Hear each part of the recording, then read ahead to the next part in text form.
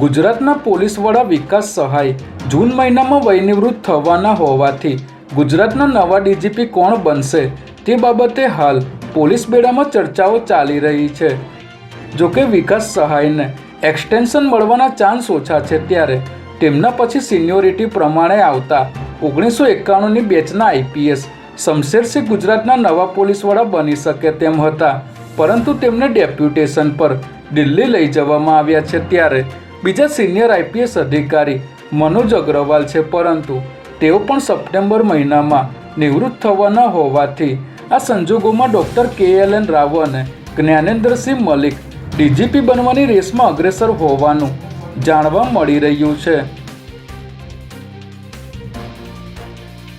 ગુજરાતમાં છેલ્લા ઘણા સમયથી પોલીસ વિભાગમાં અધિકારીઓની બદલીની પ્રક્રિયા પાછી ઠેલાતી જાય છે, જેમાં આઈબી અને ક્રાઇમ બ્રાન્ચ જેવી અનેક સંખ્યાબંધ જગ્યાઓ ખાલી પડી છે। ત્યારે હવે જ્યારે પોલીસની બદલીઓ આવશે, તેની યાદીમાં 40થી પણ વધુ આઈપીએસ અધિકારીઓ હોઈ શકે છે, કારણ કે જે અધિકારીને એક જ જગ્યાએ 3 વર્ષ પૂરા થયા છે તેમને પણ બદલવામાં આવી શકે છે।